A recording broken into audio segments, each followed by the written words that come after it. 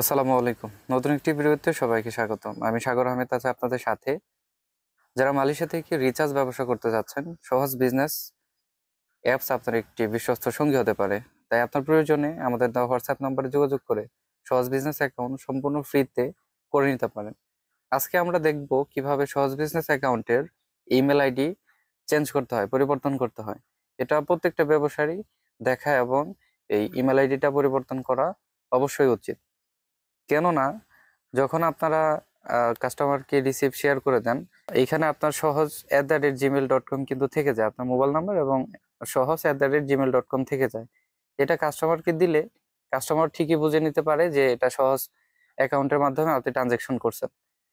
So এই যে এইখানে যদি আপনার সহজের নামটা না থাকে, আপনার পার্সোনাল যেটা শেয়ার করতে চাচ্ছেন, শেয়ার করার মতো একটা ইমেল আপনার আগে করবেন যদি থাকে, সেটা যদি আপনি সহজ বিজনেস অ্যাকাউন্টে আপডেট করে দেন, তখন এই রিসিভের মধ্যেই কিন্তু আপনার যে পার্সোনাল ইমেল সেটা শো করবে, ইমেল আইডিটা এখানে শো করবে ইনশাল্লাহ। তো চলুন আমরা দেখে নিই কিভাবে সেট আপ করতে হয়। অ্যাপসের ভিতরে আসার পর 3 ডট আইকনে ক্লিক করবেন। তারপর এখানে দেখতে পাচ্ছেন যে অ্যাড অথবা আপডেট ইমেল, এই অ্যাড বা আপডেট ইমেল এখানে একটা ক্লিক করবেন। উপরে আপনার যেটা বর্তমান ইমেল অ্যাড্রেস আছে সেটা দেখাবে।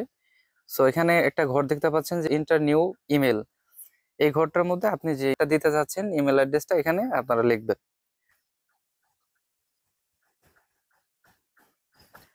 আমার ইমেল অ্যাড্রেস লেখা শেষ। আপনারা চাইলে এই ইমেল আমার সাথে কন্ট্যাক্ট করতে পারেন। এটা আমার ফেসবুক পেজ, ইউটিউব চ্যানেলে সব জায়গায় এটা দেওয়া আছে।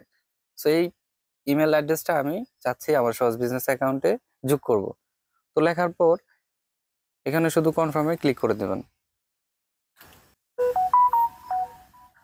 আপনি যে ইমেল অ্যাড্রেস দিয়েছেন সেই ইমেল অ্যাড্রেসে একটি ওটিপি কোড যাবে, সেই ওটিপি কোডটা এখানে বসাতে হবে।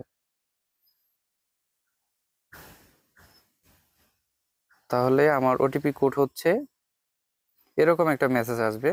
ওটিপি কোড হচ্ছে 891061, 891061। তারপর কন্টিনিউতে ক্লিক করব। তো দেখুন আমার ইমেল আইডিটা আমার সহজ বিজনেস অ্যাকাউন্টে কিন্তু যোগ হয়ে গেছে। তো এখন যদি আমি আমার কোনো ট্রানজেকশন করে কাস্টমারকে রিসিপ্ট শেয়ার করি, সেখানে কিন্তু সহজের কোনো নাম যাবে না, পার্সোনাল যে ইমেল অ্যাড্রেস আছে সেটা চলে যাবে। তো আমি যদি দেখি হয়েছে কি না, আমি আবার 3 ডট আইকনে ক্লিক করব, অ্যাড বা আপডেট ইমেলে একটা ক্লিক করব।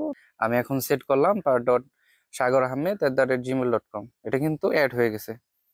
তো প্রত্যেকটা ব্যবসায়ীর কিন্তু এটা অবশ্যই করা উচিত, যাতে করে আপনি কোন অ্যাপস থেকে কাস্টমারকে ট্রানজেকশন করতেছেন এটা কাস্টমার যাতে না বোঝে। ইমেল অ্যাড্রেসটি আপডেট হওয়ার পরে আমাদের রিসিপ্টটা দেখেন। দেখেন আমরা ভিডিও করছি কিছুক্ষণ আগে এবং ট্রানজেকশন এখন করলাম, এক ভাইকে 10 রিঙ্গিত দিছি।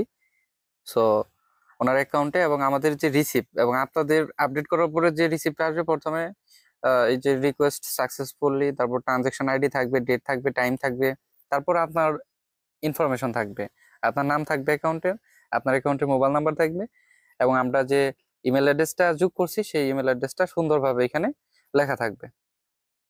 তো এই ছিল আজকের একটি ছোট ভিডিও। ধন্যবাদ সবাইকে আমাদের সাথে থাকার জন্য।